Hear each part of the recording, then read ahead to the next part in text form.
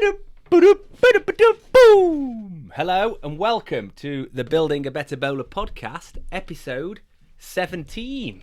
Exciting. And we're joined today by our special guest, repeat offender, Mark Kennedy. Hello, Mark. Hello, Simon. So, Mark was my first proper guest, actually. I think so. Yeah, you were, mate. Number 2, wasn't it? Yeah. Yeah, because it was me talking shit on the start one, which was boring as fuck. And then it was you, and which was amazing. But slightly less boring as fuck. Yeah, you got your chewing gum in, haven't you? Yeah. Yeah, I forgot that today. No, which was brilliant. And then we've done a few since then. And some would say they're getting better. Some would say, oh no, not fucking more pot bowler podcasts. I thought it'd stop by now. I'm only up to about number 12, I think. Becky was the last one I listened to. I've downloaded them all, just not got round to listening to them yet. That's still pretty hardcore, mate, because a lot of people are worn out by 3. I didn't say I weren't worn out. Yeah, you didn't. So Mark's come because I gained a lot of insight into the community mental health area from Mark in small snippets. He's a very patient, understanding gentleman, and his role is community mental health practitioner. He was paediatric, now he's adult. That's the right way of putting it, isn't it? Yeah, I right? used to work for CAMS, Child and Adolescent Mental Health Services. CAMS, that's it. Yeah. That was the abbreviation I was looking for. CAMS, yeah. Yeah. CAMHS. Which I've heard of, and obviously Gary will refer to CAMS when things go wrong and such like. So I find it very interesting. And we're going to waffle on about all sorts, but really I wanted to share some things I was very lucky enough to sort of hear about and to get to know a little bit more about what happens when children come into the CAMS system. Why, where we look at certain children or adults and, God, Jesus, make a judgment on them, but we don't know their background and history, and we never will. But quite a lot of people with issues, problems, mental health, and I've just learnt personality disorders later in life, start their life somewhere in the mental health system as a child or in that whole care system. And I think when you understand and hear a bit more, it makes you a little bit more understanding. Recent topic has been forgiveness, but forgiveness and understanding go hand in hand. And also I think understanding and maybe helping or just getting to know some of the problems and issues faced by the local community practitioners and just the children in general will be great for everybody. So that's where I wanted to sort of start with, Mark. Yeah, fair enough. So I worked in CAMS for a long time, 8 years. And when I started, there'd just been a white paper, well, I think it was a white paper, called Future in Mind. And basically one of the statistics in that was that of all the adults with mental health problems, I think it's 70% of those mental health problems will have started before they were 18. So Future in Mind was the government's way of trying to improve that mental health provision for children. So it was the idea was that there was no wrong door. You'd refer into a service, and if the child wasn't appropriate for CAMS, they would then put them in touch with the service that was right for that child. Yeah. So trying to address those 70% of adults with mental health problems whose issues started as a child. It's difficult because from my anecdotal experience, there was becoming, especially with COVID, but a lot of children's mental health problems were environmental in nature, i.e.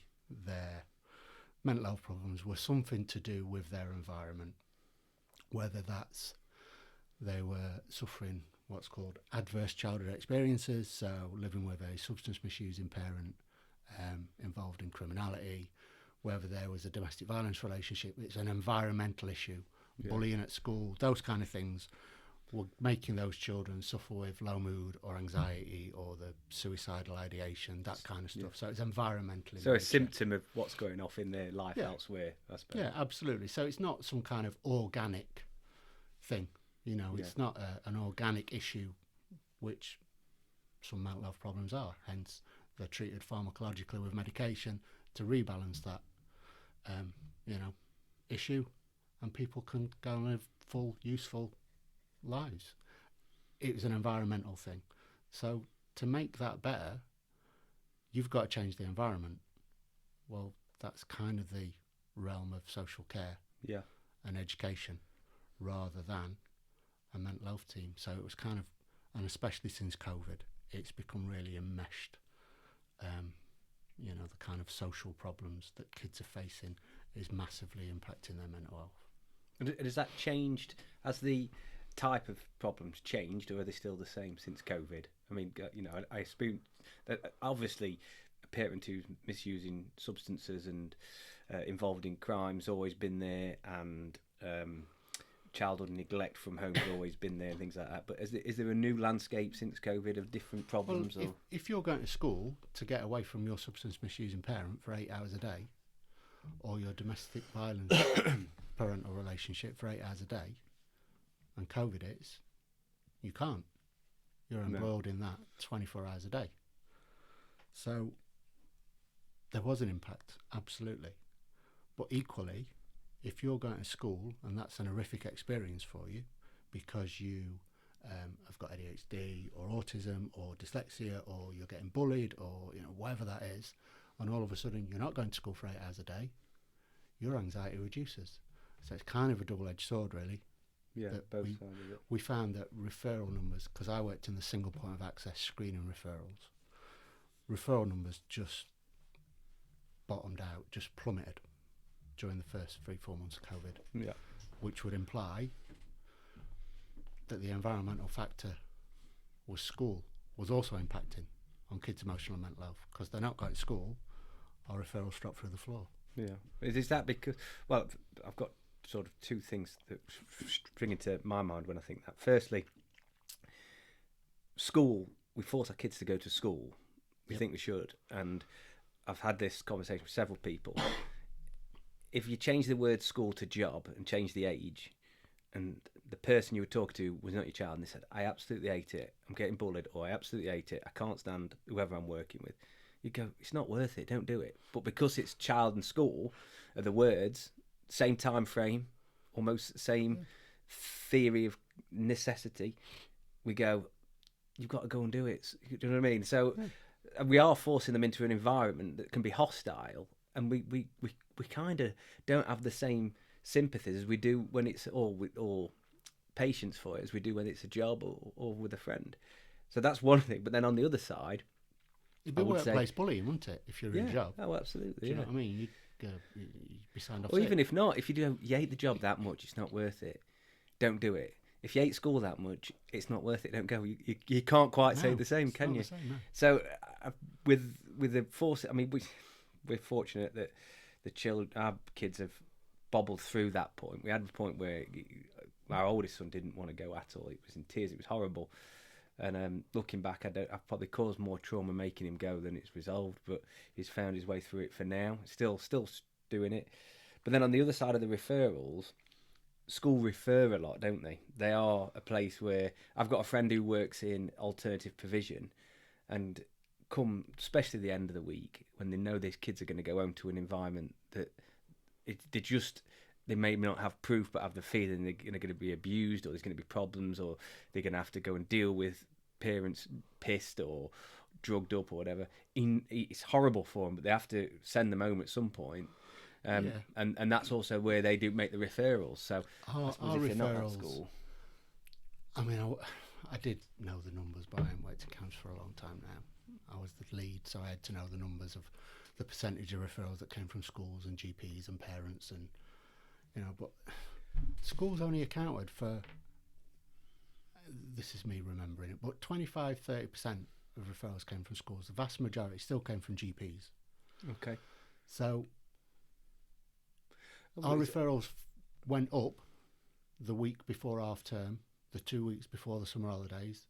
Our referrals would go up because schools, like you say, were concerned that no one was going to see these kids for 2 or 3 weeks, or 6 weeks, 7 weeks, whatever it was. And then during the summer holidays, our referrals went down. But they went down by more than 30%. So if schools are referring 30% in, and the referrals dropped, you'd expect to drop because schools aren't there. But it dropped by more than we were.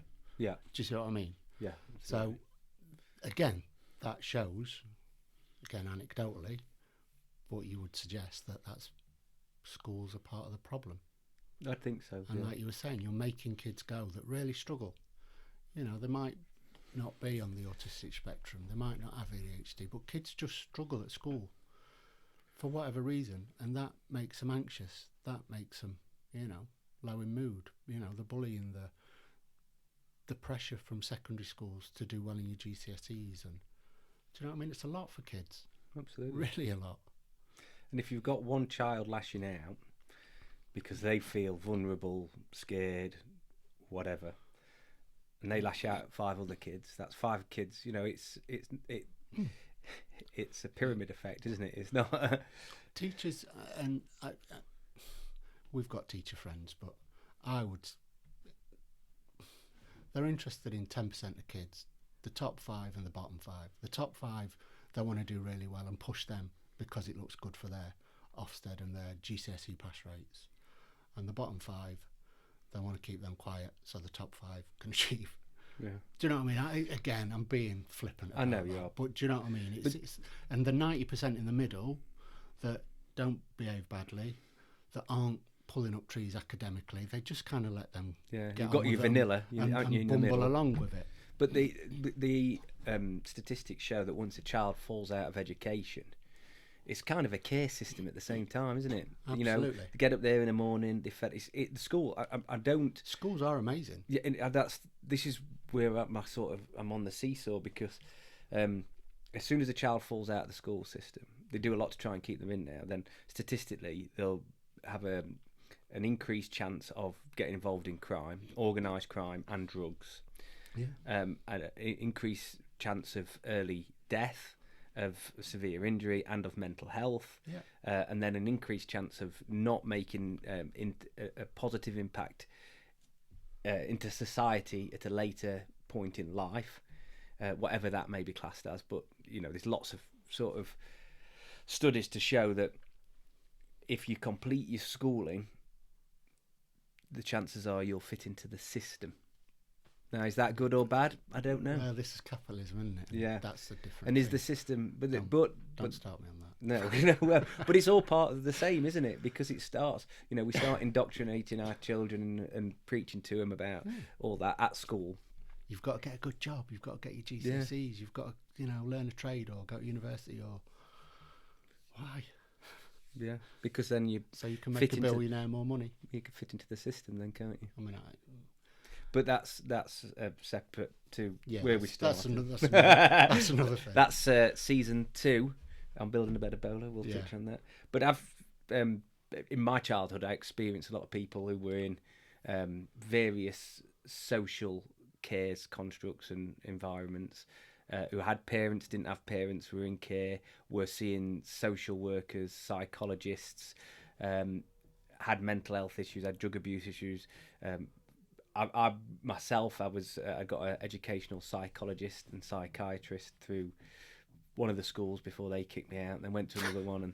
And so I was very lucky though, and we spoke about this downstairs before the podcast, that what I had is a very forgiving, loving mother that, regardless of how much of a twat I was, and for all her failings through lack of discipline and other things, she made up for it all with love. We're always loved.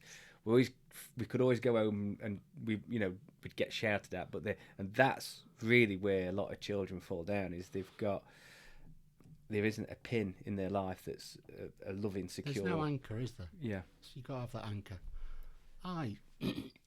In my youth, teenage years, early 20s, I went off the rails. I'm doing finger speech marks now because Yeah.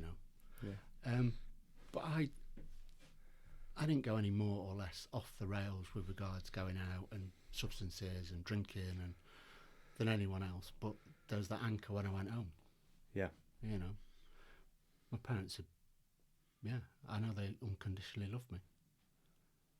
So you've got that safety net. There was no domestic abuse. There was no kind of substance misuse. It was stable at home. So I went home and it was stable. I got mates who were doing exactly the same as I was. Were going home and it weren't stable, and now some of them are dead. Yeah. Well, look at the same. My friends who are dead now, who carried on a different trajectory, probably all had the same sort of thing. They certainly, well, they didn't want to be at home at night, so that was one thing, or didn't have a family, or didn't have anybody who really, pulled them back and said, no, don't keep doing what you're doing because we love you and we don't want to see you do that. So they carried on different slippery slopes. But when a child now comes in, well, you're in the adult side, but before you were in child, so a referral to you, what would that mean? So if someone's referred from school, they'll say, Mark, this child is presenting these symptoms, or so a lot of the referrals we would get would be changes in behaviour. So if you can see a child acting out that previously wasn't, what's changed? Why are they acting out? What's going on at home? What's going on at school? Why have they changed? Do you know what I mean? There were some where there were kind of symptoms of anxiety, symptoms of low mood, symptoms of, actual clinical depression. But a lot of it was changes in behaviour. And again, I sound like I'm knocking schools. I'm really not. But we'd get referrals, and the school, parent, GP, whatever, a child's, written a poem about them being dead. Or drawn a picture of someone hanging and written their name on it. So my question is, well, that would be that's a bit. Well, stark, that's a lot. But when you said, what does that mean? What did that child say? Yeah. And no one's ever asked them. So they're basically referring a child because they've written some words or they've drawn a picture. Now, if we extrapolate that out, Stephen King should be detained under the Mental Health Act. Yeah. He's written some really, really disturbing shit, hasn't he? Yeah. But he's not. And anybody who liked Marilyn Manson would have done exactly the same, wouldn't they? But these people are, multi-millionaire authors, musicians. They've just said some words. It don't mean they want to act on them. So it's about their intent. What do those words mean? And who deciphers that then? Is that your job to decipher it? Or is that if a child gives you as their parent that letter, that writing, that picture, or gives it to you as their teacher or their GP, they want you to talk to them about it. They give it you. Yeah. They didn't give it me, but I was then the one that had phoned up and go, well, what does that mean? Mark, they've never met before, who's now got the title of mental health practitioner, which is going to scare him into... Cams, you've drawn a weird picture of, someone hanging and written your name on it. Why the fuck are they going to talk to me? Do you know what I mean? They're not. They've given it you as their dad or you as their teacher. Just go, oh, that's a bit... What do you mean? And 9 times out of 10 they'll say, things are really difficult. What I want is them to be different. Yeah. I don't mean I want to be dead, but they can only think. That's the only way they can think of things to be different. Yeah. Well, there's millions of ways things can be different. None of them involve being dead. But that's the only way they can think that things are going to be different. Yeah. It's about talking to kids. Well, one thing that I did recently, I did an online safeguarding course. Right. And the thing that stuck out the most, and it's just hit me again when you said it very recently, was if a child talks to you or mentions it to you, listen.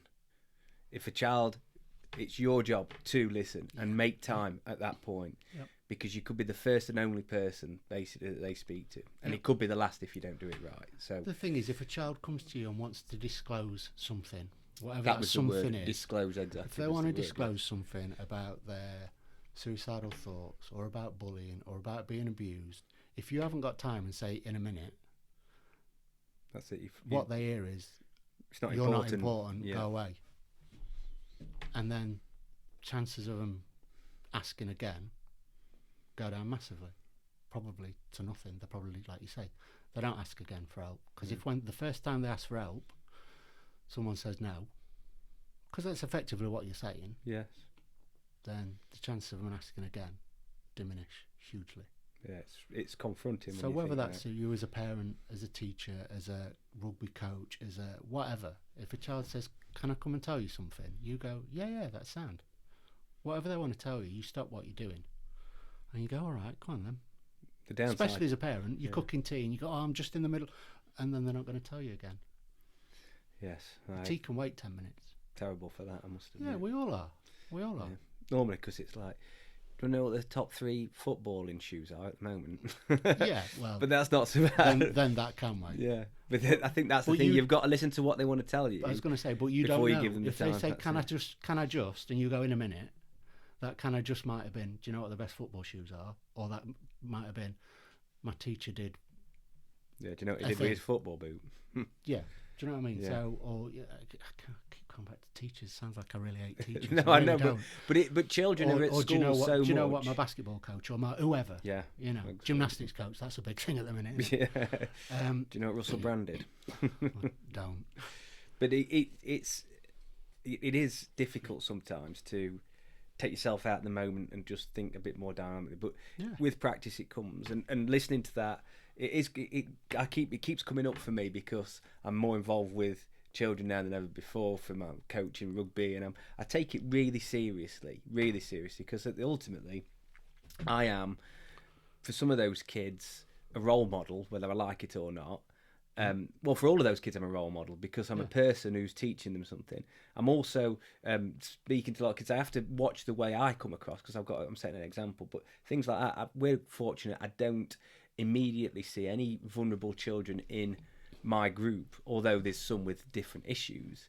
But that doesn't mean it's not happening. And if it ever presented itself, I'd like to think that I might be that guy who, did listen when they needed him to, or whatever. Or made time available. So I took it very seriously. But when it comes to also, like you getting the referrals from school and being listened, the schools are a bit flimsy with it all, aren't they? This is the procedure. If you get some child who's drawn a picture, the procedure is to then refer it. And then it passes it on. And we've got to refer everything just to cover our backs And they are and all acting, that kind of thing. They are acting with good intentions from the right place. They want support for that kid. Yeah. And they don't necessarily know how to provide support for that kid. So teachers have got to be, But I social think- workers. They've got to be mental health practitioners. They've got to be, But they also refer because if that kid does turn out to be, a megalomaniac murderer later down the line, and they've not done the referrals, they're now culpable for it, aren't they? And it's never met one of them. No, but Never met I've maybe not. met but sociopaths, but not actual psychopaths. And just because you're a psychopath, don't mean you're going to murder people. They do See, this really- is why they you're do really so well- they do look really how well in understanding you business. are. But Well, they do really well in business, don't they, psychopaths? But if it's not as your role within this framework of teaching, looking after kids, being a GP, if you've not done the relevant referrals earlier down the line, and they do something like that, then you can come back and they'll go, well, yeah, and the doctors missed the chance to do this, or the Yeah, but they teachers don't. missed the chance. It'll be the social workers miss the chance. It's Will it? always the social workers. All these child deaths. How many GPs, consultants get lambasted and their name dragged through the press? True. It's always social care, and I say that because I'm a social worker. Yeah. Do you know what I mean? Yeah. It's always social care, and social care are the lead agency in child protection. Absolutely, of course they are. But Victoria Columbia, Baby P, all these kids saw multiple professionals from multiple agencies, but it's always the social worker's fault. So now I sound like I've got a chip on my shoulder. But I understand that, and I get that. I totally get that. They are the lead agency in child protection. But working together, the kind of guidance for the Children Act states that child protection is everybody's responsibility. Mm-hmm. Yep.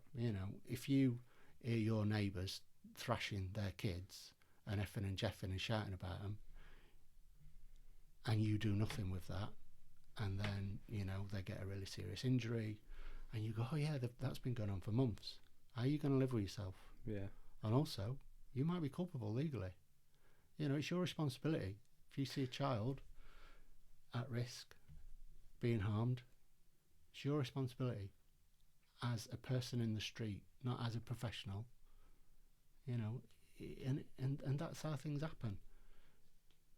can extrapolate that out to domestic abuse. You know, you hear someone getting beat up through your walls for months and you do nothing and they end up dead. How are you going to live with yourself? It's your responsibility to report that.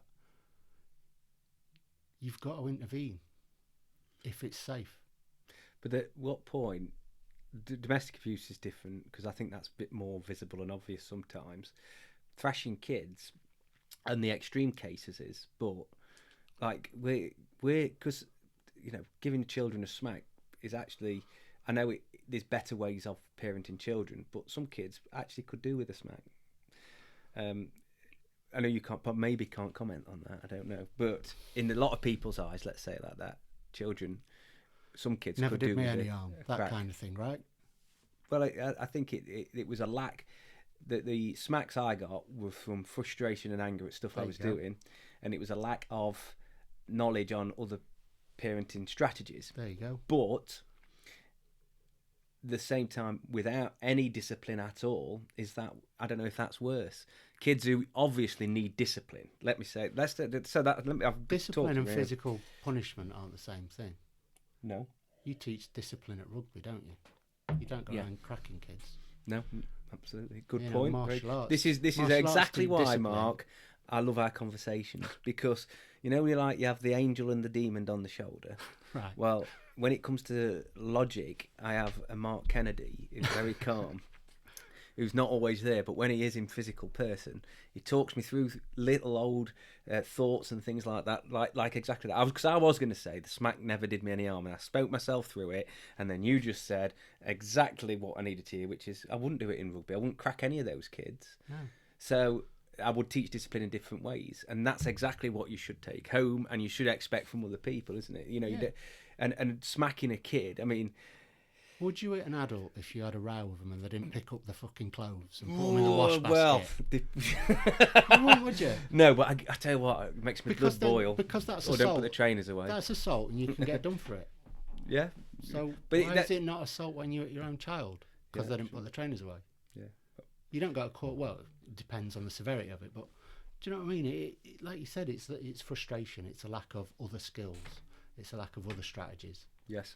That you know, lose your shit and possibly when your child's got to that point, I see now that they are crying out for attention or something else. Discipline is what they want. Routine, stability. Yeah, exactly that. Is what Boundaries. Yeah.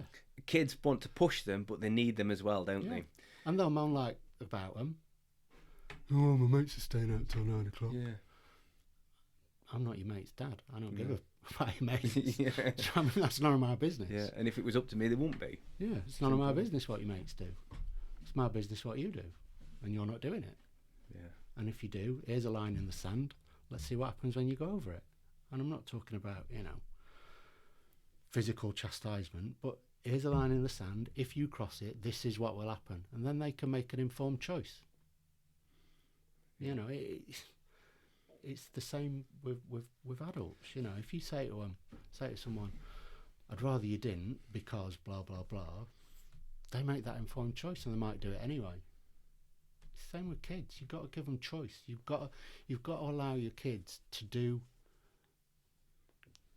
dangerous things safely. Yes. You've got to allow your kids to make their own choice. I'd also not when they're say, 6, but when they get older, you've got teenagers almost. Yeah, well, one of them is developing into a teenager. Yeah, but so he's got to make choices, and he's got to live and die by his choices. Well, he said that. So I like him to push boundaries to some degree. Yeah. Not too far, but I don't want him to just accept because he's told something that's it. If he disagrees with, I like him to push boundaries. I just don't like to push my flipping boundaries. Yeah, it's the education system isn't there to give your kids critical thinking skills. It's there to give your kids skills to go and, like you say, get a job, be productive, fit into society. That's what it is. You want your kids to have their own mind, their own critical thinking skills, and to go, actually, you know, it's all this thing in a minute, fact checking. You know, people can say stuff like Rishi Sunak yesterday. I've stopped the law that made you put your rubbish in 7 different bins. There weren't a fucking law issue. You're just saying words now. Yeah. I'm stopping the law that's stopping you from eating meat. Again, made up. And even if he has Fact-checking. stopped this one where they're putting your rubbish in 7 different bins, I've got 3 bins. and the more bins the better, because what happens with recycling now is a lot of it goes to incineration. Yeah. Because the problem with recycling is it's so mixed. Yeah. Something that I learned the other day, just on that, which is Yeah, I'm no, on go on. tangent.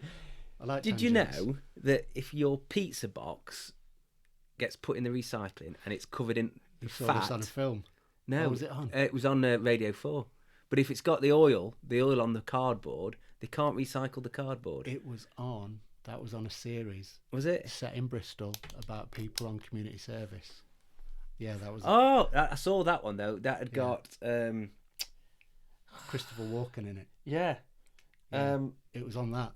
Because one anyway, that's Yeah, well, that's, but I was like, no, that's rubbish. And then further down the line, no, it's true. Basically, it means that it goes so deep into the paper fibres yeah, pulp that it's they unusable. can't get like it's almost like a plastic oil. Obviously, it's Yeah. contaminants. So if there's too much of that in, and I've been putting my pizza boxes in with that for years. Saint bowler. I know, but I felt bad, and then I was like thinking, but there's so much of that contamination. We do our Yeah. best. We are recycling more and recycling Yeah. better.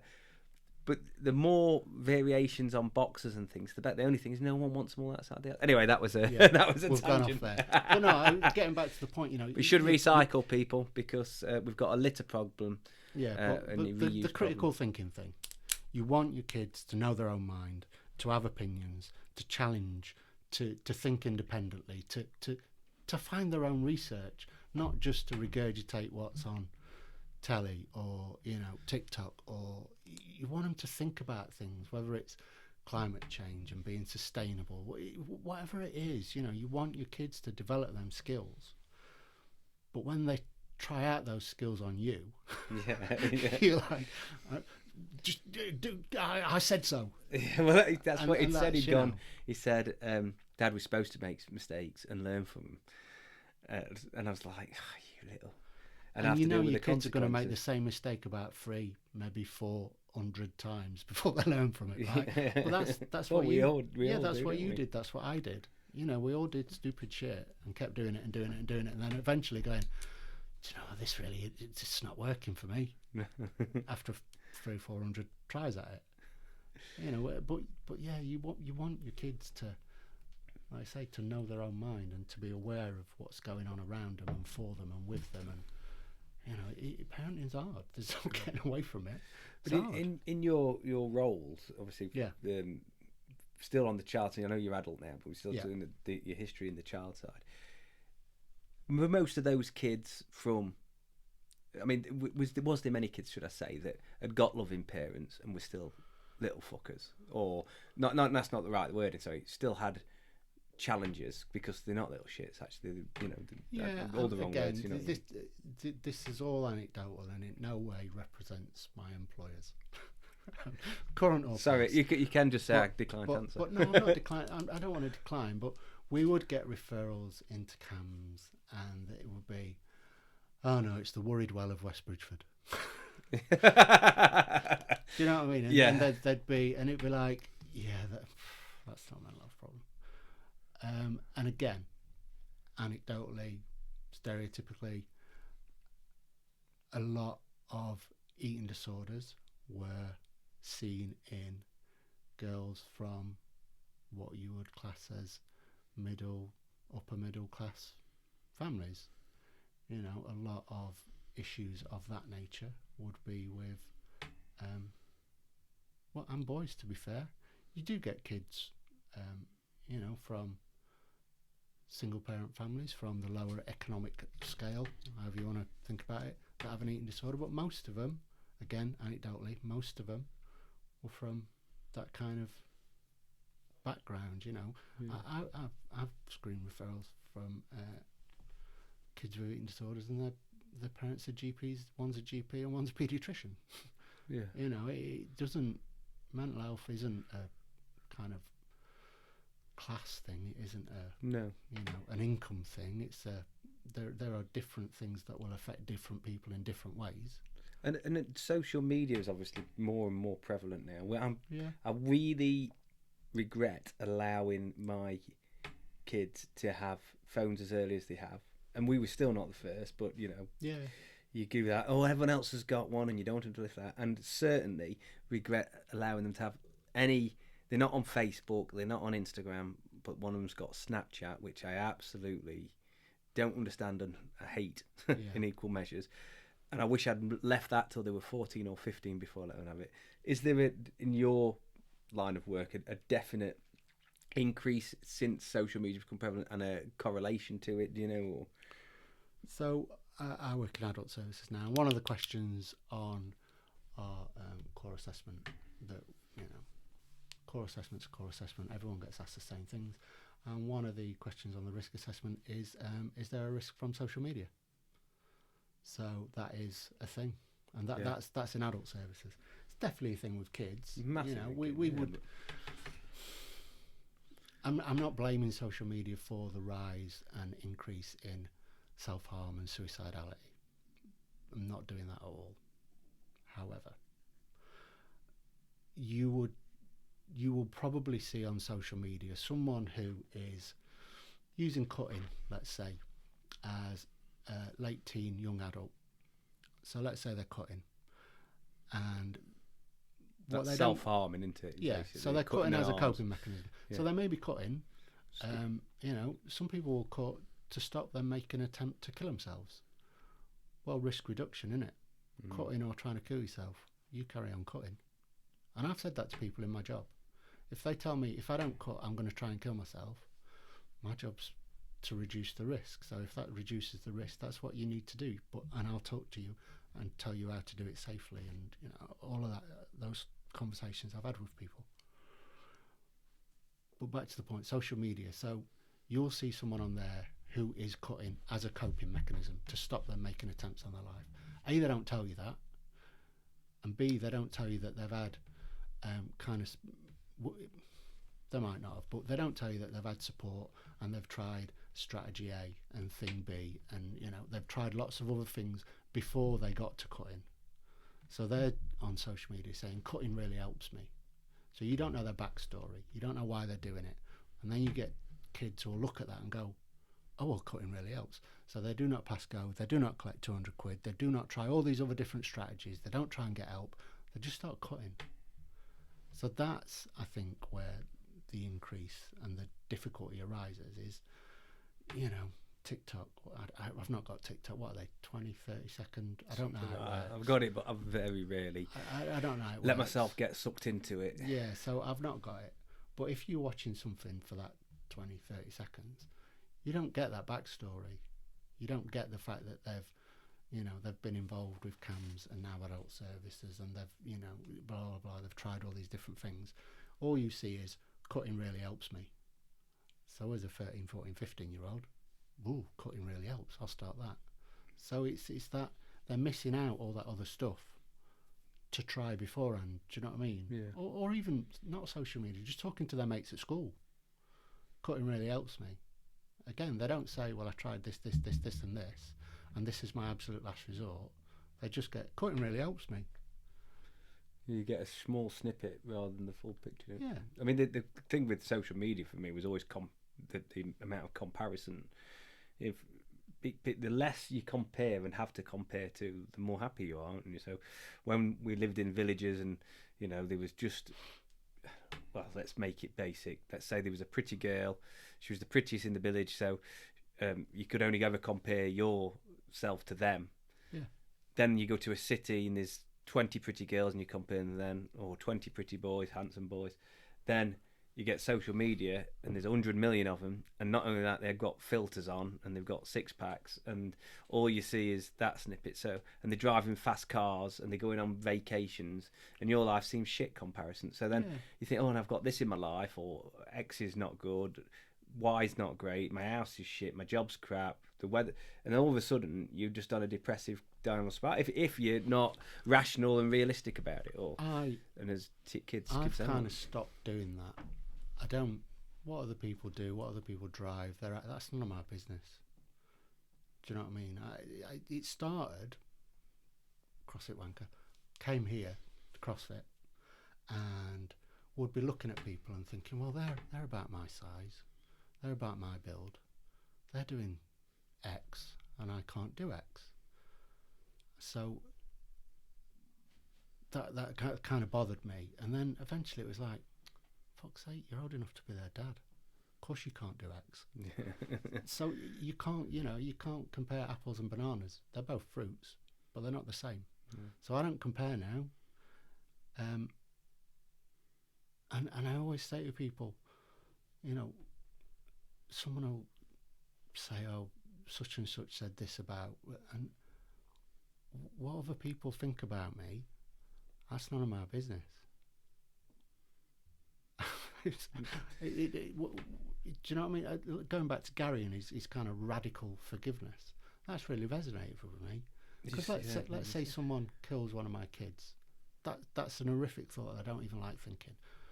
But let's say they do, and I don't forgive them, and I get high blood pressure, and I get a stomach ulcer, and my kid's still dead, and they're still a massive wanker. Yeah, it's not going to solve the problem. It doesn't help. It just, me internalising it is making me unwell. I'm not saying I'm not going to grieve. I'm not going to be sad. I'm not going to, I'm never going to forget what they've done. But if I can forgive them, that really struck me from Gary. And so the same now, if people, do you talk about me, or it's none of my business. No. I don't know anyone who talks about you, mate. I'm not that interested. No, I was going to say, I nearly had a jab. No, but genuinely, I don't care. I've never been so too fussed about it, really. And I also think quite often people say or do things without actually meaning any harm or offence. And it's taken in a completely different context. And one of the reasons I don't like messages and emails is because you can put 3 words together that, depending on the mood of the recipient, there's no context. Absolutely. There's no tone, there's no warmth or cold to it. Is there? Yeah. It's just words on a phone or a page. I have these conversations all the time with people, going back to the kind of original thing. Kids will often just hear the words you say. They don't hear how you say them. Do you know what I mean? And particularly kids with neurodiversity. If I say to you, cough, go and play in the traffic, what I mean is leave me alone. Yeah. But they hear the words, cough, go and play in the traffic. What? Why do they want me to do that? Do you know what I mean? And that's the lack of nuance, the lack of tone, the lack of inflection, the lack of... Do you know what I mean, that we're talking about? It's kind of a similar thing. And kids nowadays, absolutely, this is, I haven't got a statistic for it, but it's an absolute fact. And people in general communicate more and more through message and text format than they do verbally. So work-wise, it's increased email compared to phone call. My phone bills decreased, but my kids... interact so much with their friends with texts, Snapchats and things, which has no tone or context. Removing all that, and so you've got a fragile child who sees something like, you look different, and then they'll go, oh my god, the message said I look different, I must look terrible. But then one of these positive, great move, you look different, oh fantastic, it's great. So it amplifies their own current emotional state even more, and it worries me massively. But to be fair, if my phone rings, I look at it like it freaks me out when my phone rings. No one rings me. Maybe my wife or my mum. It's an emergency. But yeah, just text me like a normal person. But yeah, that's the other thing. I'll be, in a rush, and I'll text him, and then I end up spending longer doing texts than I would have done with a quick call. So I'm guilty of it. That's the beauty of the voice notes. Yeah, I don't know. When I do that, I'm like, that's just fucking super lazy. Yeah. And it's no different to making a phone call, is it? Of course it's not.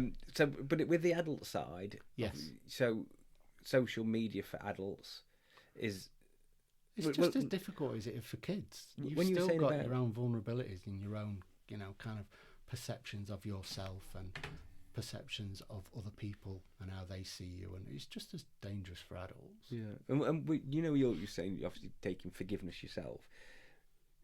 Do you coach adults through that sort of side of things as well? Obviously, the more you become at ease with things, it's easy. You can give those insights to other people, or are the people that come into your realm too early on in that, or too divergent? So the difference between CAMS is a mild to severe range of mental health difficulties. But so it's kind of a universal. Do you know what I mean? Yeah. There are some people that don't meet the threshold, but very few, because the definition is mild to severe, and adult services is moderate. Now, I know that kind of sounds the same, but mild sounds is a bit wishy-washy. Mild is less than moderate. You know, they've got to score. We use outcome measures, and they've got to score over a certain number to be kind of need secondary mental health services. Because you've got primary mental health services, your GP will have primary mental health services. You know, local counselling. You know, the kind of early intervention, talking therapy services. So some people are for that. But yeah, it's difficult. You know, you can see when you do assessments with adults, it's kind of an holistic assessment, and you talk about, well, if it's safe for them to talk about their childhood, and you know, even going back as far as developmental milestones. You know, so has anyone ever told you that you didn't sit, stand, walk, talk, feed yourself within expected ranges? You know, it's that kind of holistic. You know, what was your childhood like? How'd you get on with teachers? What about, you know, so it is quite an holistic thing. So we find out a little bit about, you know, any, like I said earlier, adverse childhood experiences.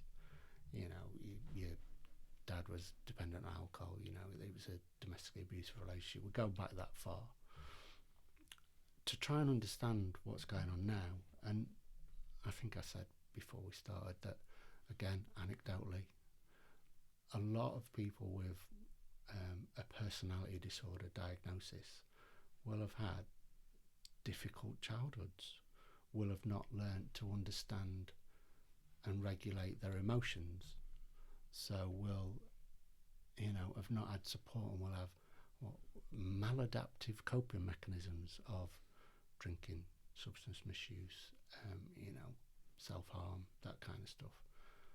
And it tracks back to childhood. You know, CAMS very, very rarely diagnose kids because it's unhelpful unless you absolutely have to, unless it's absolutely clear that this child is suffering with clinical depression and we need a psychiatrist to make that diagnosis and prescribe some medication. CAMS will use a formulation approach, and it's getting more prevalent in adult services. So a really classic one is 5 Ps.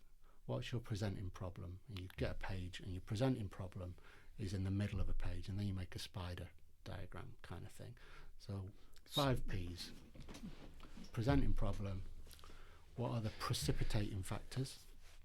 So what causes this problem now? What are the predisposing factors? What adverse childhood experiences? What are your perpetuating factors, things that keep it going?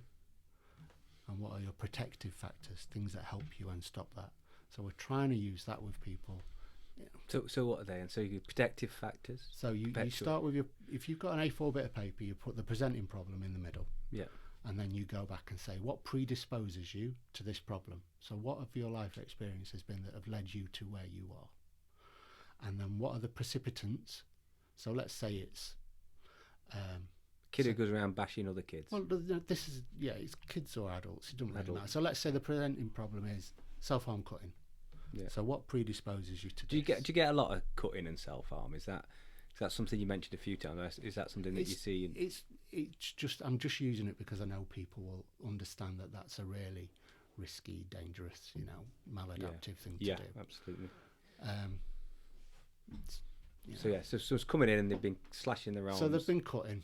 So what predisposes you to that? What's happened in your life that's led you to this coping strategy?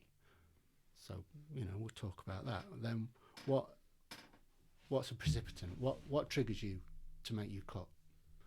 And it might be they have a row with their mum or their partner, or they've had a bad day at work, or I don't know, whatever it is. So what triggers it? Then you've got what's protective. So for adults, they'll say my partner, my kids, my job. Kids will say parents, school, not school, whatever. Yeah. You've got to think of some protective factors.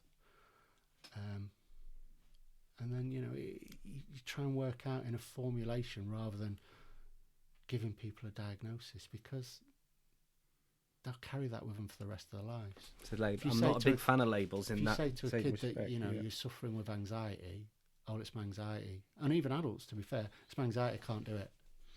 No, you can. Your anxiety makes it more difficult, but you still can. We've had several conversations on ADHD on the podcast and off the podcast, and I've still got such mixed opinions to go into somebody. Yeah, you've got ADHD, because all of a sudden, it can have so many negative effects for them. I know there's positives for people as well. I know there is, but it can have so many negatives. And give your kid a letter to get out of PE, they'll get out of PE. And give a kid an ADHD diagnosis, an adult the same. It's a flipping great excuse at the same time. Is with neurodiversity, whether you're diagnosed as a child or an adult, you'll go and see a paediatrician. If you're a child, you'll go and see a specialist adult neurodiversity team, and they'll go, oh yeah, we'll do these assessments and blah blah blah, and oh, you've got ADHD. Okay, bye. Yeah. And there's no follow-up with it, yeah. Whether you're a child or an adult. Oh yeah, you're on the autistic spectrum. Okay, see you later. And it's that follow-up, that psychoeducation. People need to know about what's that mean. Just particularly when you've got something on a spectrum. Well, which end am I at? You've got really high functioning, I mean a lot of people through history, Alan Turing was autistic.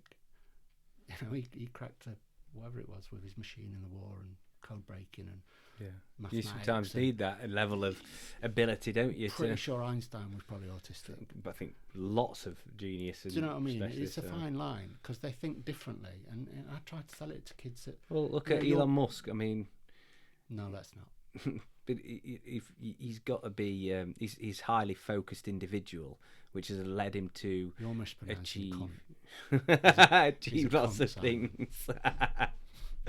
Well, I mean, I don't have a strong positive or negative opinion on him. I just picked him from random, as I figured now. But I know what you're saying. But look at Russell Brand. He's a cunt. Have you seen the clip from like 10, 15 years ago, Sean Locke? Yeah. Fucking love Sean Locke. Yeah, he's a genius. He's probably on the spectrum as well, isn't he? Yeah. Jimmy Carr. Yeah. Lots of people are. We're sidetracking, aren't we? But there's no follow up with these diagnoses. I was laughing at Sean, thinking of Sean Locke still. Sorry. Isn't it? Yeah. Anyway, sorry. We've seen 15 Stories. Sitcom we did. No, I don't think That's so. amazing.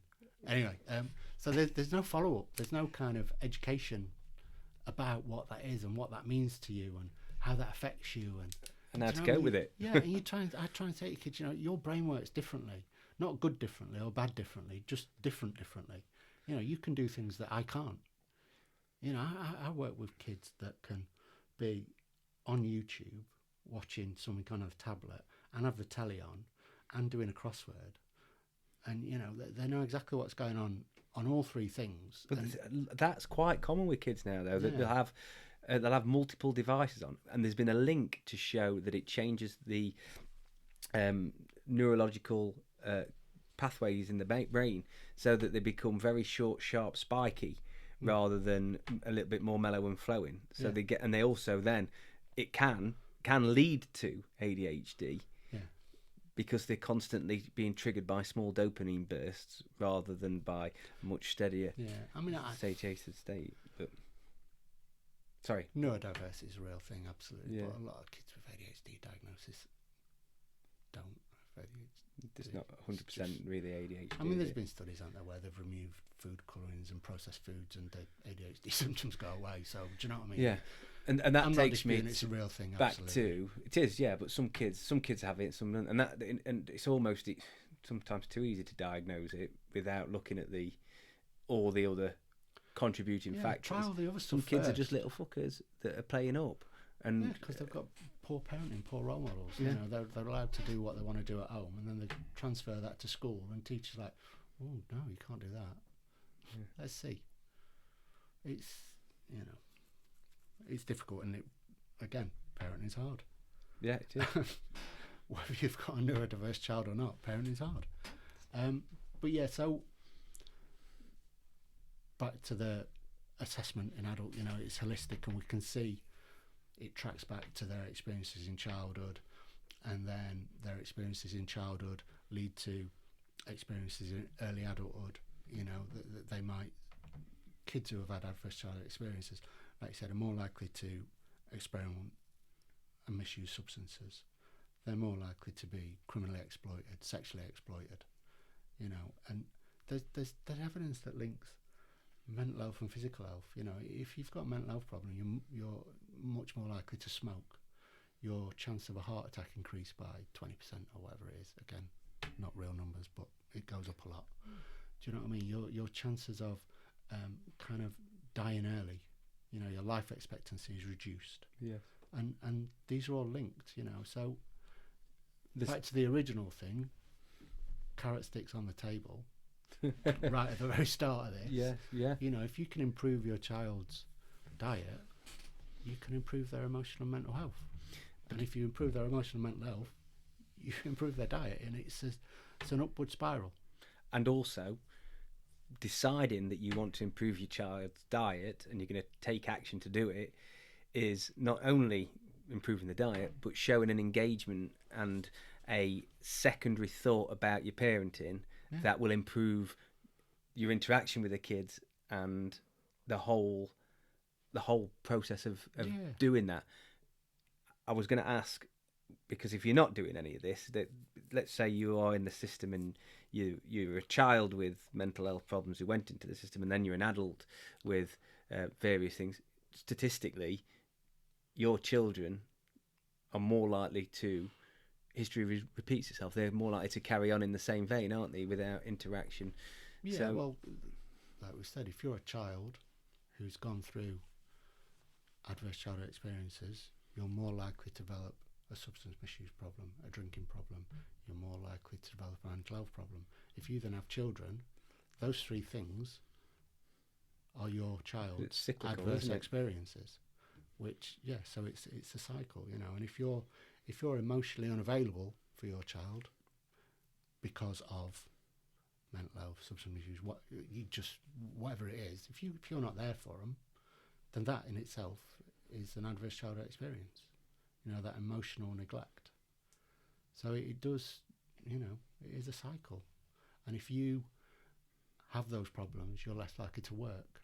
And again, we're getting a bit capitalist, but your child is then less likely to work, and they don't have that positive role model to aspire to want to go to college, to want to go to university, or to do an apprenticeship, or I've worked with families where there've been 3 generations and no one's worked, grandparents, parents, and then the kids, and that's normal for them.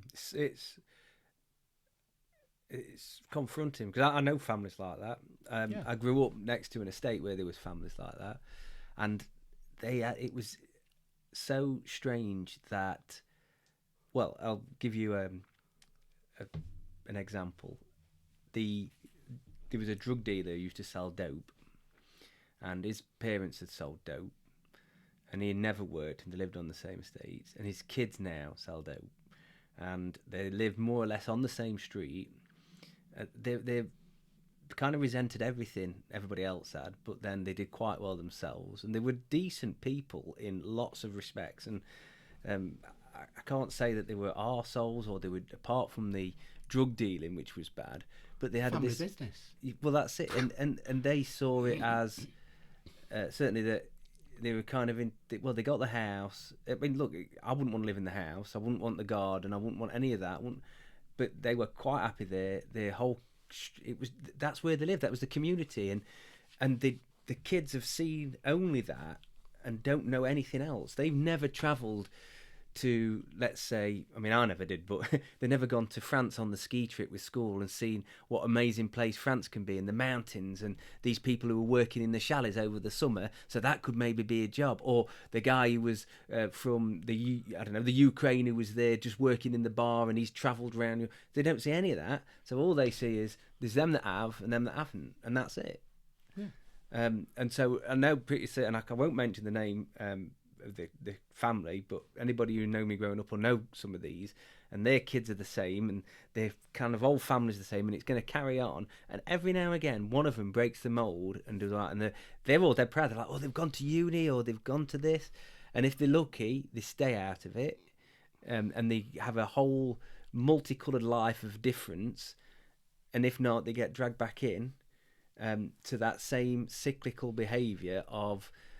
And I'm not saying it's a bad life, but it's not. We're judging this on our standards. It's a binary thing, isn't it? It's a very Yeah. middle class thing to say, oh, well, because I can't get away from it. I've got professional qualification, blah blah blah. I'm middle class, much as I don't want. You are, yeah. We are. Well, I am. Much as I don't want to be. Yeah. My dad started out not middle class, mining dad, stay at home mum, worked at the hosiery mill, worked at the pit, ended his working life as an approved mental health practitioner with a 5-bedroom house, with a teacher for a wife.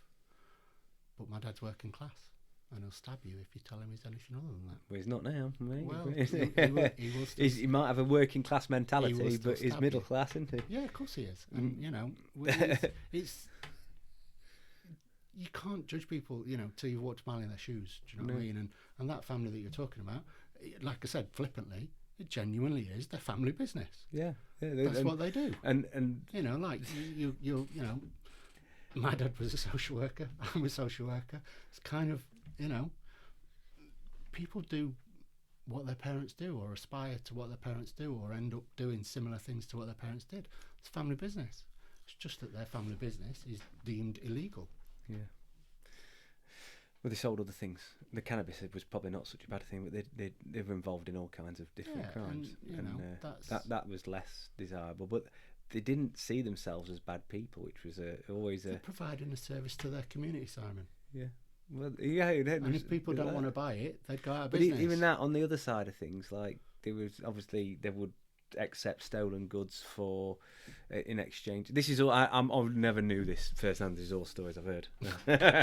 Allegedly. Yeah, apparently they would easily accept something nicked for an eighth, and still try and rob you on the eighth, even though what the nick was probably like a brand new TV or PlayStation or something like that. But then they had no qualms in it. They didn't see anything really wrong in it. It was just them providing for themselves. But what I mean, so because they didn't have most of them, certainly that specific part of the family, where they just didn't see any other options. They weren't, and I know it's middle class to say it's better to go travelling and things, but it's very binary, just nicking, dealing, living in the same street. And I'm not saying it's bad or worse.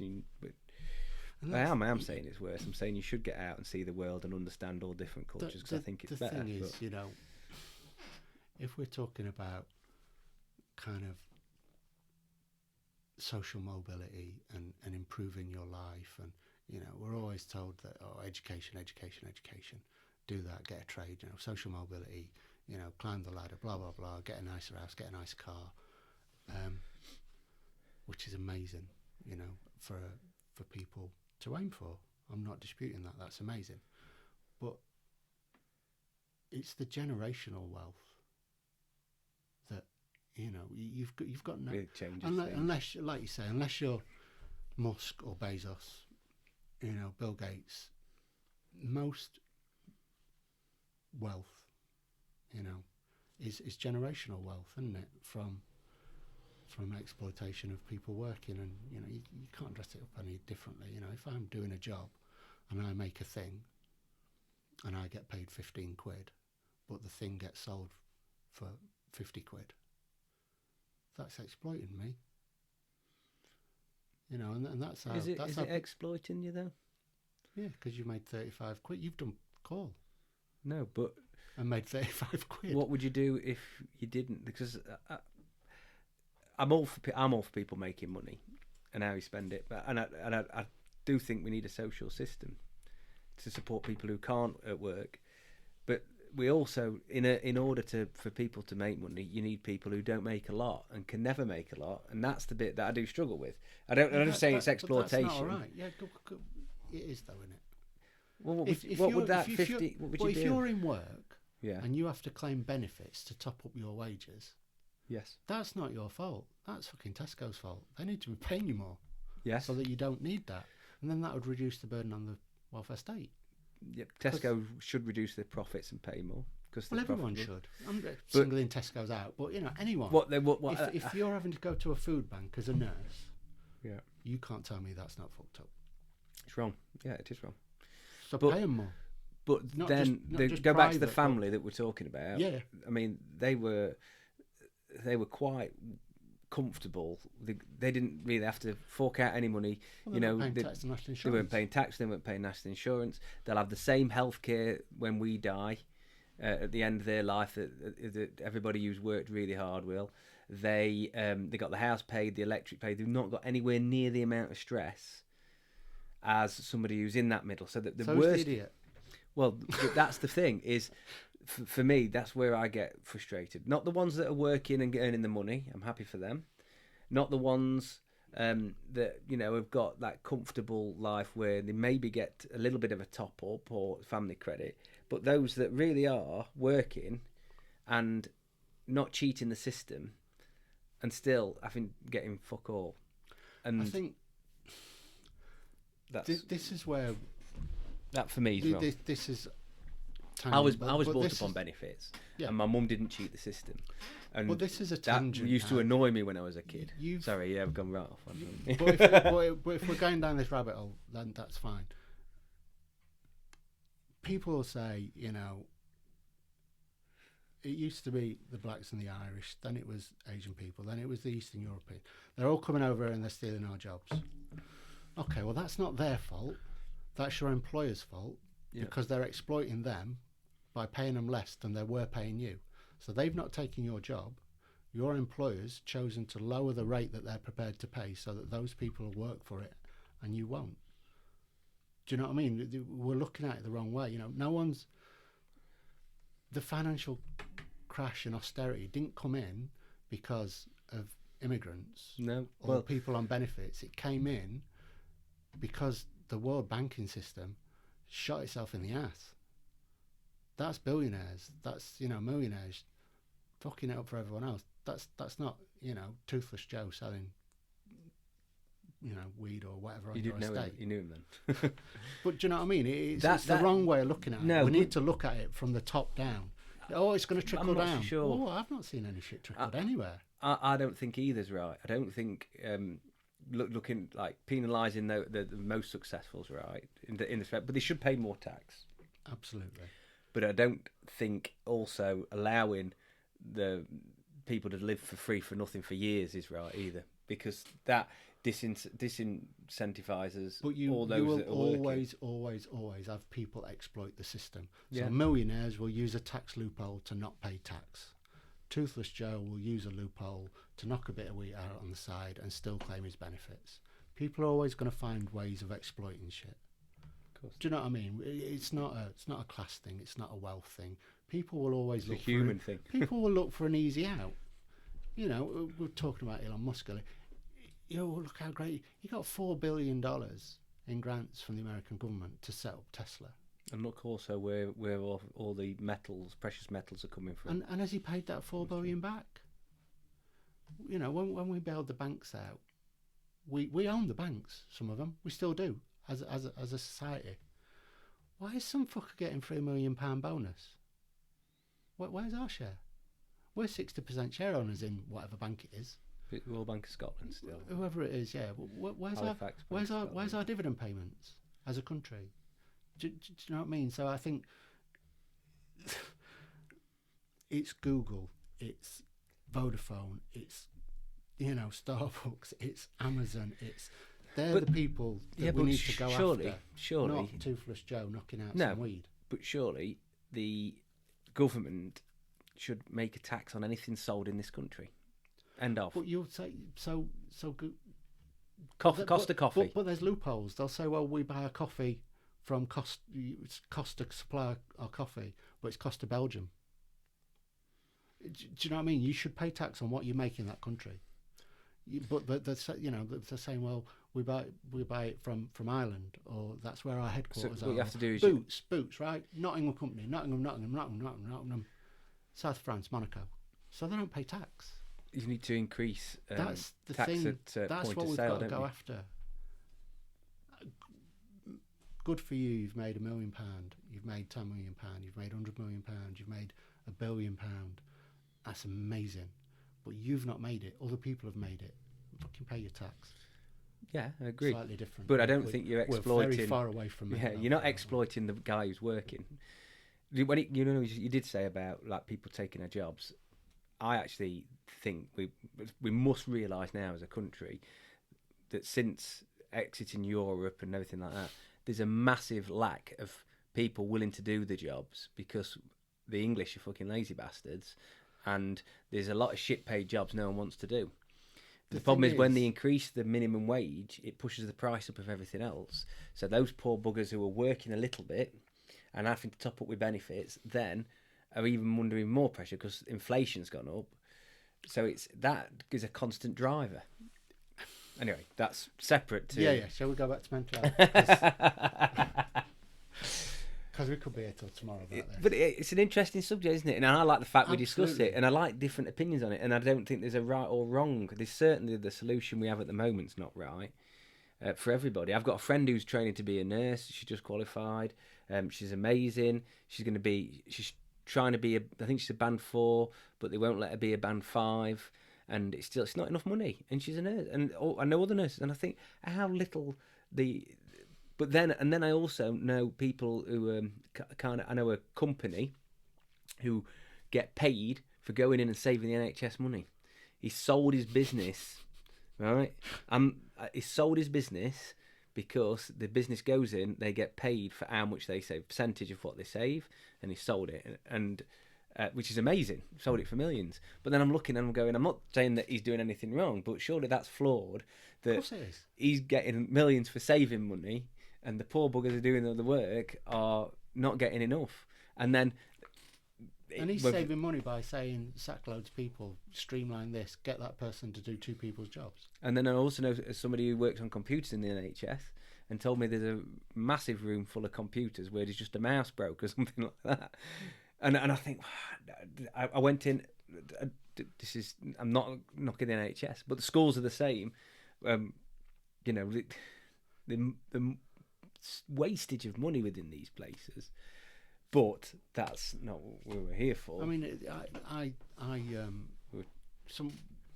when I worked in Cambridge, one of the admin said, I need I can't remember, it was a picture or a clock, or it needed to be on the wall. So they got in touch with estates, and they were going to bill 50 quid to come and put a nail in to hang a clock on a wall, because they don't have estates anymore. Everything's subcontracted. Yeah. So you've got to pay the King's Mill's subcontractor. the same, isn't it? Well, this is just generally the NHS. You've got to pay the subcontractor to come from where they are to do the thing to get back. So I took a hammer in and I put a nail in the wall and hung the fucking clock up. Do you know though, if that clock falls on somebody, you're liable. I didn't put it up. What clock? That's the sad thing, though, isn't it? That like it weren't hung over a desk. It'll be fine. That's the privatisation by stealth, and again, we're on a different thing. No, but again, interesting. Maybe for another episode. Yeah.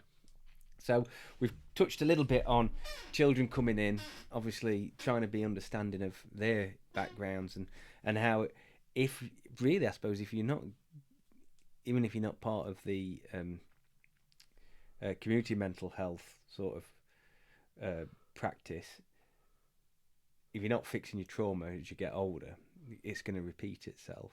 And then you get adults so you've got the local mental health team where you're working, and you see adults there.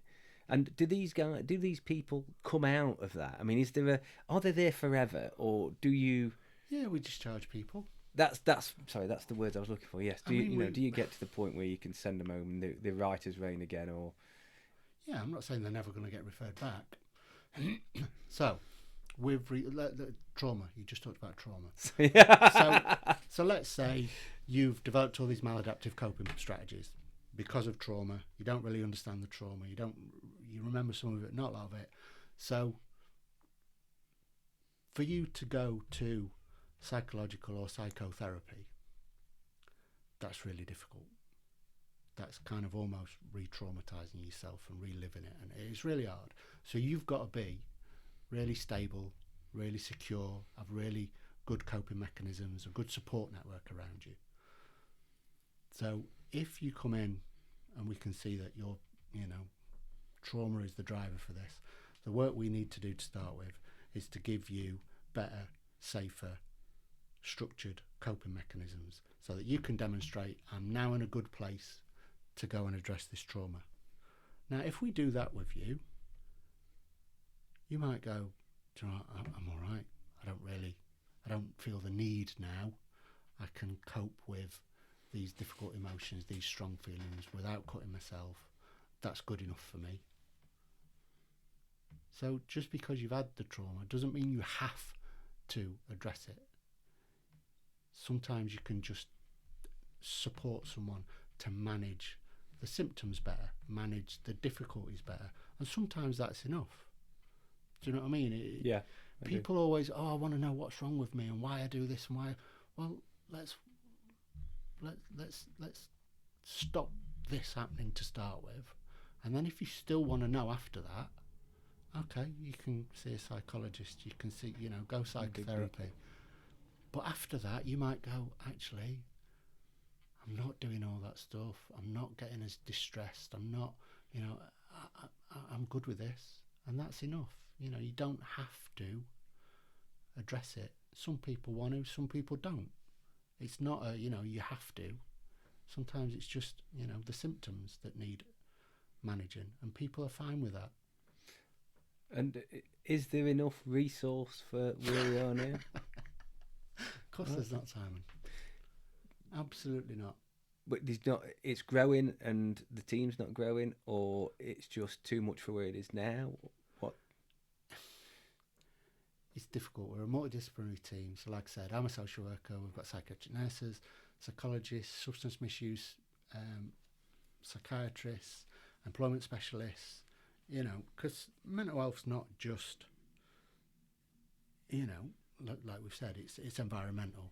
So if you, like you were talking about earlier, you're in a job you hate, you wake up with that dread, that real low mood, So we have employment specialists to support you, either into work or into training or into different work, or, do you know what I mean? We've got substance misuse practitioners, because it might be enough for you to stop your drinking, because it might be the drinking that triggers your episodes, maladaptive coping, whatever it is. I can tell you that not drinking in any... Well, you don't drink much now, do you? You No. go through episodes. I don't think I was severely unbalanced before, but I'm sure I wasn't my best self. But not drink is a massive part in mental health anyway. If you don't drink, you don't have those... You don't feel anywhere near as miserable midweek, or you have those twitches. I know it's a symptom, but it's also a coping strategy. But for me, if you remove alcohol from your life and can do that, most things will get better anyway, and drugs and everything else. Anything that's using as a crutch, if you can remove that, but then you've got to be able to be a place to do it. I work in a secondary mental health service, so people coming into a secondary mental health service want medicating. They want to see a psychiatrist. They want to see a psychologist, because all this stuff. But really, I'm trying to get them to reduce their drinking, reduce their smoking, sleep more, eat better. Be kind to yourself, practice mindfulness. And I think people don't want to hear that from a secondary mental health service. They want medication. They want, the kind of high-end trauma therapy or EMDR or DBT or whatever it is. They go, but really, if you reduce your drinking, you sleep better. I know you said your sleep's improved. Yeah, from everything. previous podcasts. If you eat better, if you eat food rather than food-like substances, cut out the processed stuff, your emotional and mental health gets better. If you go for a walk, That's it. being in nature, move more, eat healthily, remove your sugar, more water, sleep better. But that improves your improves your emotional and mental health. But because it's a secondary mental health service, people want bells and whistles. Tablet, don't they? They want bells and whistles. I'm really struggling. This is really difficult. Yeah, I appreciate that. But if you do these simple things, that'll get better.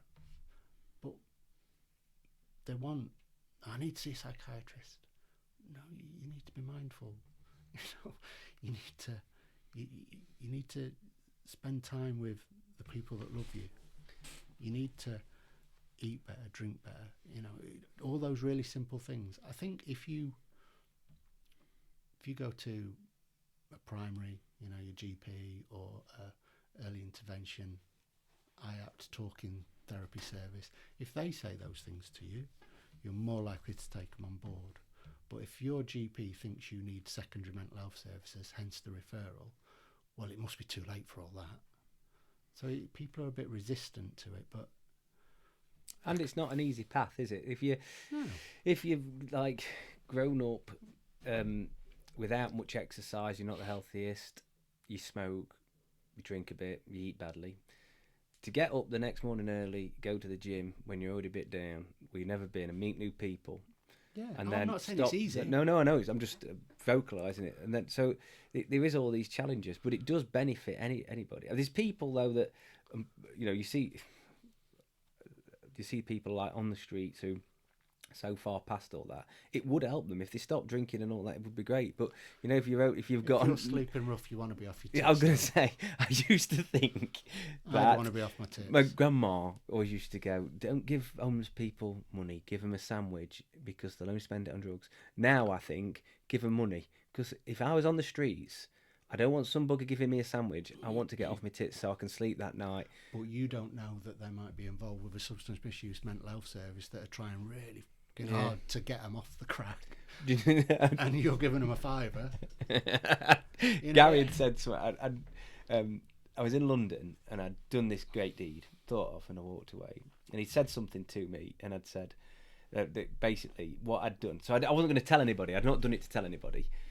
And he said, "Oh, you give a fucking alcoholic like food or strong finger or somebody who's on drugs and not eating properly, and they'll have shits for days, and you can kill them." And I was like, "Fucking hell!" Like basically, you can't kill them; they kill them. Well, it kills themselves. Yeah. So I'd been to Dishoom, and this Dishoom's like a sort of Indian restaurant, and they do bacon naan. It's a phenomenal bacon thing with tomato chutney. Anyway, brilliant. So I bought one, walked outside, and see this youth, no shoes on, like his feet were such a mess, with a blanket, face all in bits, off his tits, stunk of booze. And I just gave it him. "See you, mate." And he looked at it like it was crap, looked at me, mumbled something, took a bite, and then like waddled off. And he was struggling to eat. He didn't really want it, so I told guys like, "Mate, he'll be shitting through the eye of a needle all day. You've just ruined his day. That's what you did." No, you didn't. The fact that he was, drunk and on crack and heroin and that ruined his day. There is life choices, and he did. I'm not saying he's made those choices lightly. But everything you do, I choose to do. I don't want to do some shit that I do, but I do it, and that's my choice. Unless someone's holding a gun to your head and says, "Do that thing," you choose what you choose to do. And again, that's really simplifying things. No, but it's a great place to start when you're talking about everybody has choice. And okay, you've been misusing heroin for 10 years. You might think you've got no choice but to use heroin because you're so unwell if you don't. But there's help. that you can make positive choices. And you know, this is from talking to some of the substance misuse workers in my team who've got lived experience, you know, who are getting through, you know, hundreds of pounds of crack a day, and have now made that positive choice and now work in that area. And they've kind of said, yeah, you know, I was choosing to do it, and eventually I had to make the choice to not do it. Yeah. And it's really hard. It's so much easier just to keep doing what you're doing. But it takes the pain away of what you've already done, doesn't it? That's the absolutely part of it. You know, I make choices when I'm angry or when I'm sad or when that, you know, or when I'm drunk, that I wouldn't ordinarily make. But I still choose to do it. It's still my choice. It's still my free will. Yes. You know, to say that stupid shit or to do that stupid thing or to... No one makes me do it. It's all free will. Yeah. When you're slightly intoxicated and you say stupid shit, though, I do think that's a caveat to be slightly... to be forgiven easier than when you do it. Oh yeah, I mean, I'd say stone cold sober in the light today. If drunk me said or did something, don't come and talk to sober me about it. Yeah, I don't know. No. I weren't there. Do you know what I mean? You've got to find drunk me and have that out with them because I weren't there. I don't know. Do you have many people? Which is why come to you intoxicated? Do you have to deal with intoxicated people on a regular basis, or? No, we will have an agreement with people, signed agreement. You know, what we expect from them, what they can expect from us. And if you arrive at a session under the influence of anything, prescription, illegal, booze, whatever, we will not carry on with that session. Yeah, because you can't do anything when people are, you know, it doesn't. It's just a waste of their time. So we'll have those written agreements with people if they've got substance misuse problems, saying, you know, okay, you're alcohol dependent. You've got to have a drink to take the edge off, to stop you, you know, possibly dying because you can from withdrawals. So have a drink. Yep. Don't turn up hammered. You know, it's not we're saying you can't. We're saying you can't be intoxicated by whatever your substance of choice is. And do you have to remove many adults from dangerous environments themselves? Like, obviously the misuse is one thing, but are you involved with people who are in domestic violence and stuff like that? I am, but that's safeguarding, that's social care. Yeah, it's separate. So, interesting thing about safeguarding, there are 4 categories of abuse for children: sexual, emotional, physical and neglect. I think there are 9 or 10 for adults. So adults can be abused in more ways than children. Yeah. So again, how's that okay? You know, acts of omission, self-neglect, is a safeguarding issue in an adult. You know, financial abuse. Okay, children shouldn't be financially abused because they're not supposed to be working. That's the first one that came to mind. But, do you know what I mean? That's only something I'd thought of and learnt of recently. Doing the safeguarding course, the financial abuse is. Well, it can go like, for kids. You know, they don't have any of the new clothes and things, or not catered for in that. Kids. But for adults as well. I mean, there's more ways to abuse an adult. Or adults are safeguarded. If you look at it from the other side, adults are safeguarded in more ways from more things than children are. Which again, is that okay? No. Children are just tiny adults. Why do they not get the same amount of safeguarding? Again, tangent. No, it's not. I mean, it makes me think, and more, obviously we started with the kids, but you go to adults. I mean, I think you don't always realise the severity of things like financial neglect or abuse, or you think domestic abuse, you think some bloke hitting his missus. Normally, that's the first thing you come across, isn't it? But there's so many different. But there's coercion and control and parts to that. Kind of isolating, and domestic abuse it's getting better. No, the protection's not getting better. The laws and the guidance is getting better, but you know, the kind of support. You know, we had the conversation the other day, didn't we? You know, Russell Brand. Well, why now? Yeah, who cares? Were you again the why angel not? on my shoulder, weren't you? Who cares? Why not now? Yeah. I made the comment for anybody listening, and it was just, and it was not meant with anything other than a little bit of inquisitiveness. Why is it coming out now and not before? And Keno's first response was, "It doesn't matter why now," which is 100% the right response. I'm certain, without intention, slightly sexist, racist, ageist, fattest, fucking everything. We all are. Without intention. But by saying that, I'd already, in reflection, gone, well, why are these girls coming out now? Because but it doesn't matter. Like you said, they feel safe to come out now. And I checked myself, and I was like, fucking hell, Bowler, you need to, because he's a multi-millionaire, understand, check on yourself. talk shows, in films, doing comedy tours. Who's going to believe you? I've always thought I find him very interesting when he starts spouting, but I've always found him a bit of a knob. I mean, the fact that he's gone from being radical left to now conspiracy theory, the mainstream media over the last 5 years, he's seen this coming a mile off. He's now, rapping like Elon Musk got fanboys that will defend him to death. He's now got these conspiracy theorists, these incels, these that will defend him to the death. He's just built that protection around himself. He's seen this coming a mile off. Yeah, he's not. But anyway, further digression. Yeah, but he's an adult. Without, if you took his fame away, he would be in. He's not without his difficulties. He's obviously had childhood trauma. He's had substance misuse problems. He's had, blah blah blah. There's a lot, but he's still, allegedly an horrible rapist twat. Yeah.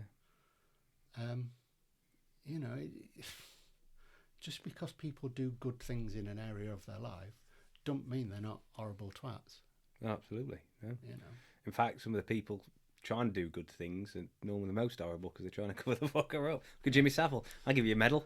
Now then, doing nice things for kids, and then fucking fill them Stuart all. Orloff, it's a knockout. Rolf Harris. Yeah.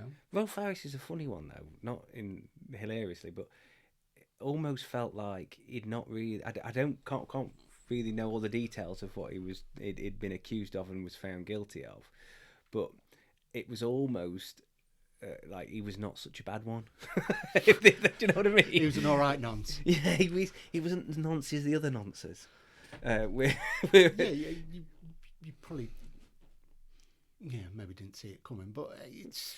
Well, I mean, he's dead now, and apparently all the time he's never shown any concern or remorse for what he's been found guilty of.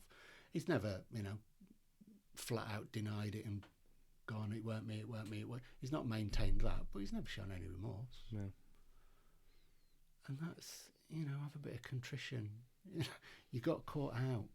You've done horrific things. You've been caught out. At the very, very, very least you owe is, sorry about that. That's the very least you can do. And he didn't do that. He didn't comment at all, I don't think. No, that's what I mean. None of them apologised, did they really? No, but I mean, that guy that, I can't remember his name now, he got banged up for, 17 years for a rape he didn't commit, and all the time he was going, it weren't me. And now evidence come out and it weren't him. And he was in jail for 17 years. And it weren't him. So I'm not saying miscarriages of justice don't happen, because they absolutely do. But, the statistics on rape, I think like 65,000 got reported and only 1,000 went to court, and there's evidence to suggest that 5 in 6 women that are raped don't report it. Well, if 65,000 did, that's like nearly 400,000 people. Yeah. Do you know what I mean? Why don't women report rape? That's why. It's very difficult to prove as well, isn't it? Because if it's historic, yeah, of course it is. If there's no hard, they talk about hard evidence, don't they? So if that's happened to you, you'll then go and be medically examined, and if DNA and blah blah blah, bang to rights. Yeah, but that's if got it's to be historic stuff, I was going to say that's got to be immediate, almost, hasn't it? If it's historic, but what's the first thing you're going to do after that's happened to you? You're going to go and you're going to have a fucking shower. Yeah. Well, yeah, Do you know absolutely. what I mean? If something like that happened to me, I'd want that. That's what I'd be thinking. Yeah. Not, oh, I need to preserve evidence. No, well, fucking. That's the last thing on your mind. I mean, if that, I mean, it's a very specific mind to be able to think anything other than I want to get myself clean, Yeah. isn't it? You know what I mean? And so, that's why now, because they feel safe and supported and empowered to do it now. But we all know that kind of industry promotes or gives a glamour to people, and then has young girls or young boys screaming, shouting, really can't wait to meet him, going weak at the knees, and then it makes people vulnerable, or gives people power. And he's not going to be the last. He's not going to be the first, is he? There's going to be loads, and it's sad. People will gravitate to things that allow them, access to vulnerable people. All these coppers that are, rape, murder. They've gone into that job because it allows them access to vulnerable women. I wonder what makes you want to be a police officer quite often. Why? I never wanted to be a policeman or a police person. Like the fire engines, I can see that you want to be a fireman because you want to help people, and putting out fires is quite actiony. Whereas police, and I know some police officers are really good and do great, and so I'm not saying, but like to be a nurse and to be a fireman, to be a doctor, I can see for me that the draw there is really apparent. And I personally, if I could earn more money and retrain as a nurse, I think I might. But you can't. Police officer, I don't know. I don't want to, but this is lacking in me, and that's why I can't see it. But I don't go, oh, I can understand why you want to be a police officer. Yes, you serve and protect, but I don't know. Yeah, it's different. But then I admire, like, I had Katie on, an amazing police officer, explaining lots to me, and I could see why she was such a good officer. Like slightly different. She'd not gone in for the power or anything, and it opened my eyes a little bit. So yeah, I suppose live and learn. Yeah, there are people who are on the outside ostensibly good people who do horrific things. Yeah, and people who look bad on the outside actually do very good things. So. Yeah, it's like I said, Russell Brand. He's got his demons. He's had his issues, substance. That's still a cunt. Yeah, can't excuse. Excuse my language. I better admit that word. Actually, I don't know if you use that one. You can't get away with that. And not all people that have been abused go on to abuse. No. And some people that are abusive have never been abused, and it doesn't work like that. There is, like we said earlier, a link between your trauma traumatizes others, and if you've had bad experiences, that's going to affect who you are and how you behave and what you do and how you think, and absolutely it is, but it's not inevitable. There's support, whatever it is, whether it's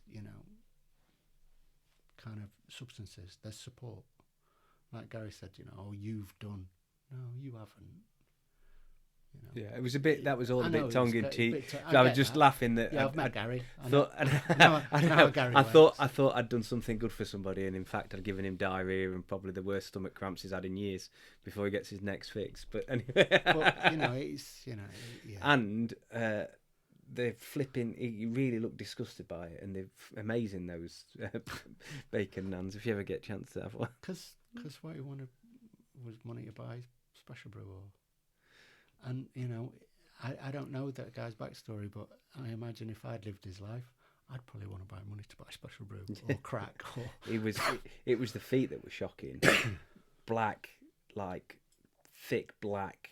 He didn't need trainers because he'd got tar around him or something. Yeah. They were a mess, and he'd been walking around with this blanket, and he was no out. I wanted to. I just wanted to help him. And as a society, how do we think that that's all right? Well, because that's not all right. We managed to stick them all in hotels when we had lockdown, didn't we?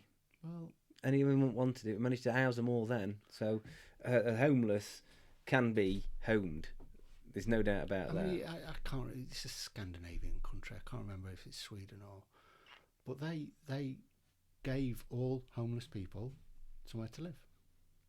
Gave them a flat, and the knock on of that, so they get their own property. So then they've got an address. So then they can visit BABB healthcare. Then they can, they can access But then they get back into the system, don't they? And then giving them a flat has reduced their net spend on, substance misuse and homeless. It's reduced it. It's a free flat. They don't pay for it, but that has reduced their net spend overall. So it's got to be the right It's thing, therefore a political choice, isn't it? Yeah, it is. Because politicians don't want to spend money. Well, they do, but they want to spend it on projects that are eventually going to line their own pockets. Well, yeah. I think people go into politics sometimes with a really good intention, but when they get to the top in politics, I think they all of them, historically they did. I think now it's backhanding.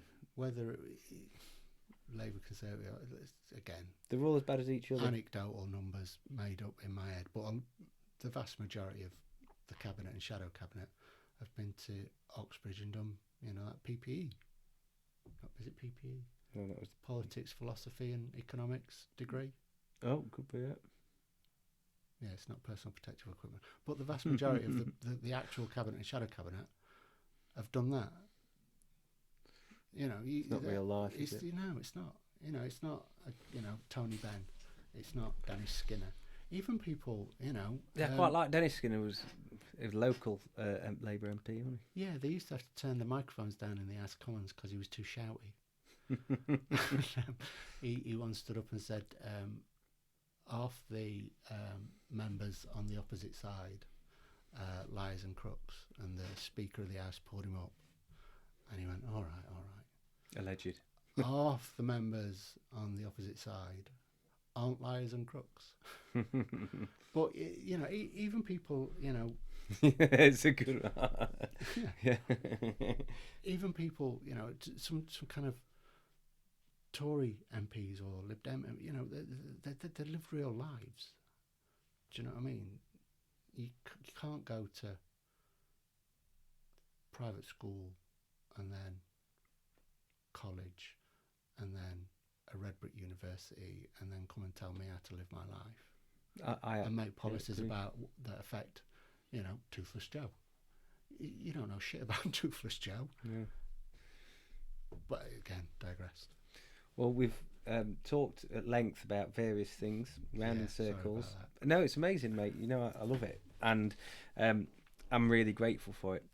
I want to ask you a couple of things before we part. Do you think everyone should do CrossFit? I think everyone should try it. Yes. CrossFit is not for everyone, and that's okay. Well, it is for everybody, isn't it? But it's whether It is not for everybody's everybody, for CrossFit. But it's not. Some people. I'd said that it's a a Kool-Aid bit jokingly, moment, but you either drink the Kool-Aid and it's the greatest thing in the history of things, or you come twice and you never come back. It's Marmite.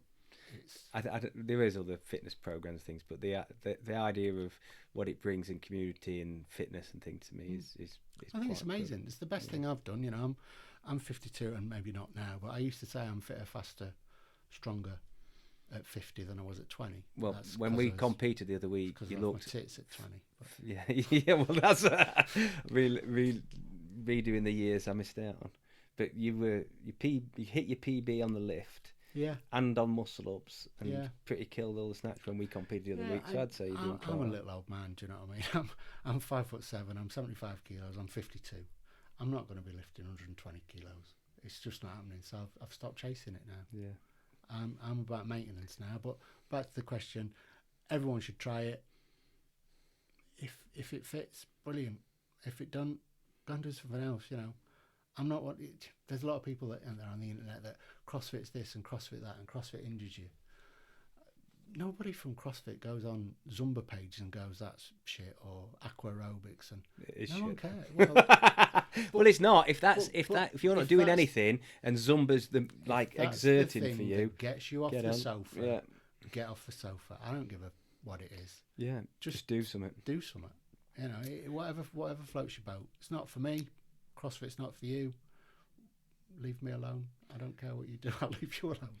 And then last one, any parting advice, words of wisdom, or something you'd like to say before we finish up? I think, soon as it's kind of, well, it's set out being about mental and emotional health, isn't it? I think, be kind to yourself. You know, you're not going to perform your best at the gym. You're not going to smash work every day. And that's all right. Be kind to yourself. You know, get out in nature. Do some guided meditation.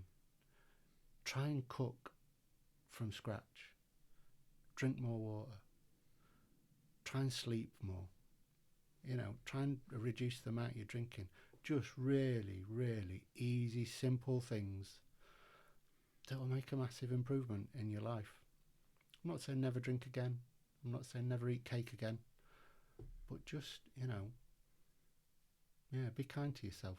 Allow yourself to do them things, but look after yourself, and it'll help you emotionally and physically. That's all. I like that. Thank you. But one thing I'd add to that is quite good is whenever you do any action, think, is it helping me or harming me? Yeah. And if it's helping you, carry on doing it and do more of it. And if it's harming you, just think twice. Sometimes the harmful things are mint, though, aren't they? Yeah, they're the best bits. Yeah, just don't do them harmful all the things time. all the time. Yeah, don't do them in the morning before work. Yeah, just every now and again, treat yourself. Yeah, to something that's dead bad for you. Treat yourself to something that's dead bad for you. I might name the podcast that. I better not actually, because it deviates from the message. But Mark Kennedy, an absolute pleasure. Thank you so much. No problem. This has been episode 17 of Building a Better Bowler podcast, joined by Mark Kennedy. Thank you for listening. If you can follow us, like and subscribe, I think it is, or whichever bit, that would be amazing.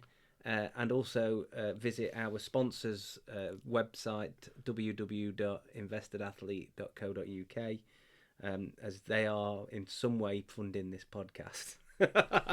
Thank you very much. Boom.